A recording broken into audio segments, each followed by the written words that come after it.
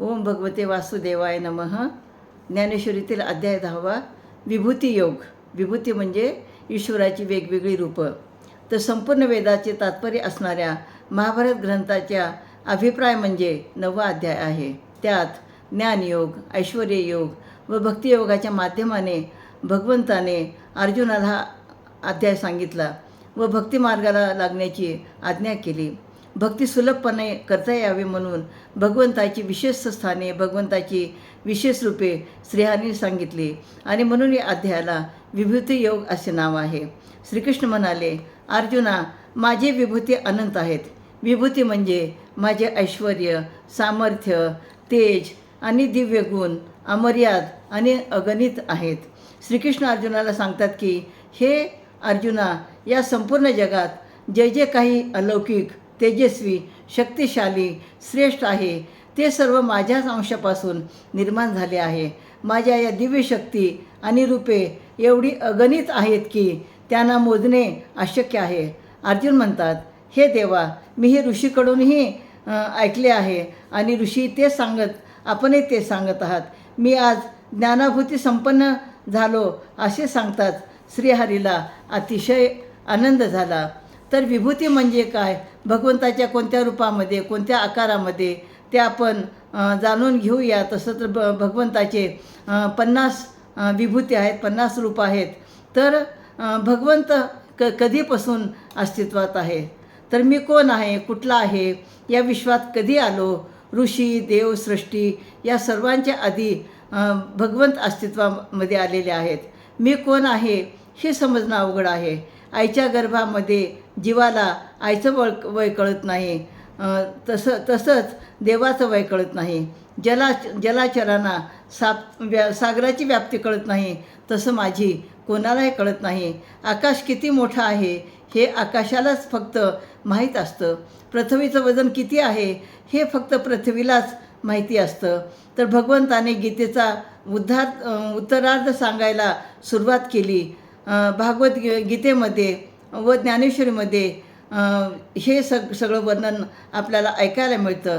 तर अशा प्रकारे भगवंताने उत्तरार्ध सांगत असताना आधीपासून त्यांना अर्जुन हा एक चांगला श्रोता आहे, उत्तम श्रोता आहे आणि म्हणून भगवंताने उत्तरार्धामध्ये ही माहिती सांगायला सुरुवात केली.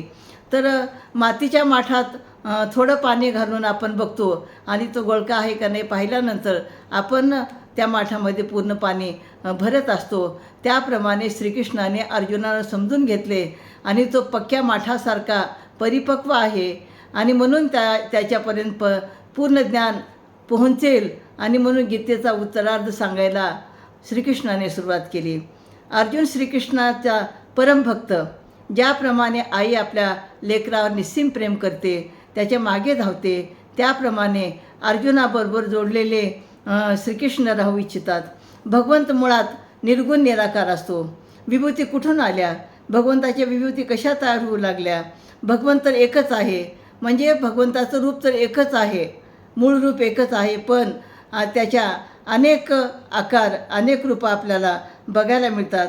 जसं बी एकच असतं, पण बीजाच्या अंकुर फुटतात, मुळा येतात, फांद्या, फळे येतात, त्याप्रमाणे अनेक विभूती आहेत. मात्र बीज एकच आहे, तसा भगवंत एकच आहे.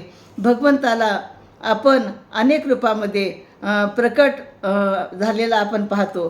तर यातून 7 ऋषी व 4 मनुची निर्मिती झाली. लोकपाल निर्माण केले. लोक म्हणजे प्रजेची निर्मिती केली. सर्वत्र मीच आहे. या भगवंताच्या विभूती म्हणजे त्याची अनेक रूपं, ते आपण बघूया. आणि त्याच्यामध्ये विभूती म्हणजे भगवंत कोणत्या रूपात आहे, कसा आकार आहे, कसा प्रकार आहे. तसंच भगवंताच्या ज्या 50 विभूती आहेत त्या आपण बघणार आहोत. तसं तर भगवंताच्या असंख्य विभूती आहेत ज्या आपण मोजू शकत नाही. पण तसं पाहिलं तर हा भगवंत मुळामध्ये एकच आहे. तर प्रत्येकाच्या अंतःकरणामध्ये भगवंत आहे. मग उत्पत्ती, स्थिती, लय, विश्वाची निर्मिती करणाऱ्या चालकावर नष्ट करणारा आहे. विष्णू रूपात आहे.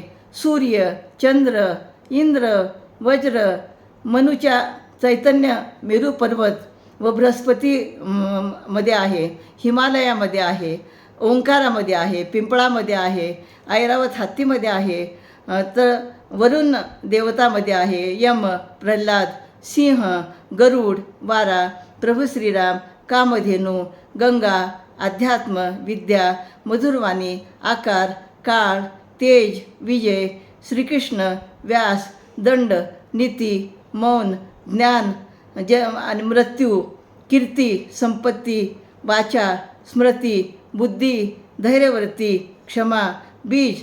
यावरून अर्जुनाला कळलं की ईश्वर ब्रह्मांड व्यापी आहे. म्हणजे ईश्वराचे अनेक जी रूपं आपल्याला पाहायला मिळतात ते प्रत्येक ब्रह्मांडामध्ये वेगवेगळ्या रूपामध्ये आपल्याला ईश्वराचं रूप दिसतं.